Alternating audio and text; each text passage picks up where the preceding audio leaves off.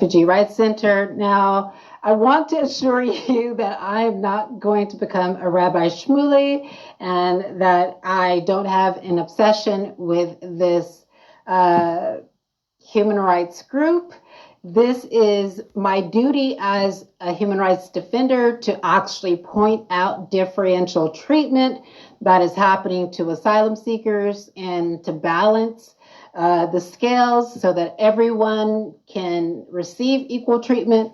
So 11 hours ago, so I think this was just earlier today, Nasc, the Migrant Refugee Rights Center, specifically Fiona Hurley. Now, I'm going to tell you, I was today specifically looking for contradictions because there hasn't been an acknowledgement from this NGO of how it treated me in the past and probably treated other people who lost their lives in direct provision.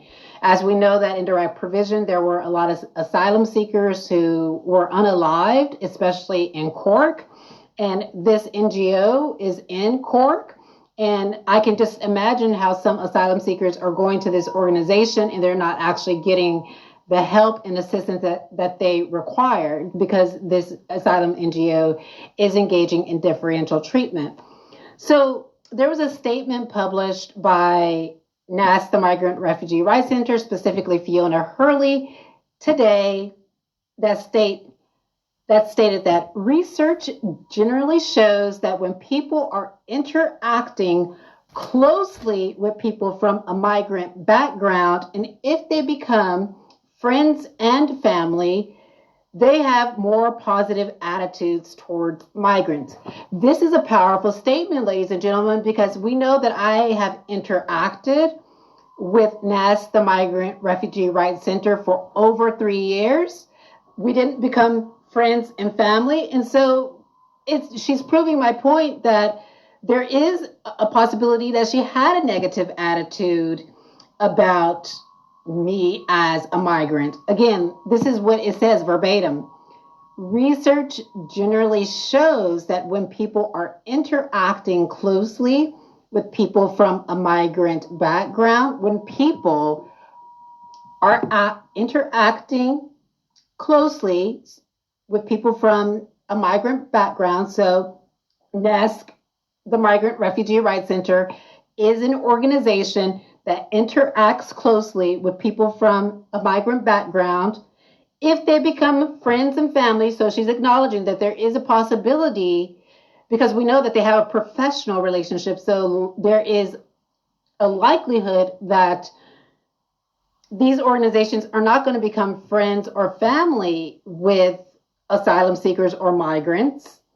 Now, so again, in my situation, we didn't become friends and we didn't become family. So they have a more positive attitude towards migrants.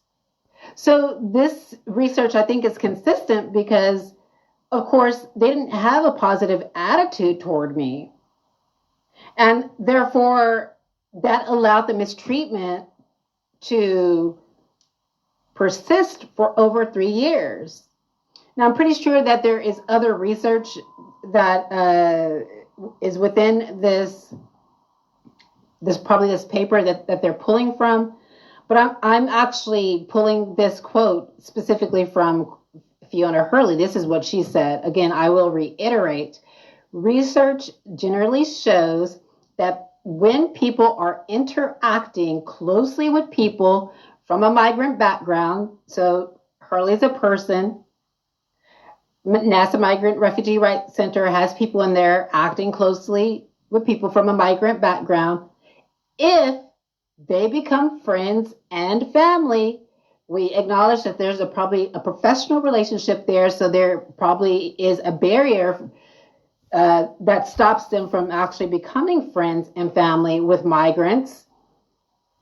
They have a more positive attitude towards migrants. So if that barrier is there, then there is a negative attitude that could probably persist with migrants. And this negative attitude is probably what's in place that stops Nasc, the Migrant Refugee Rights Center, from being able to actually advocate on the behalf of particular asylum seekers. So that is in essence, the situation.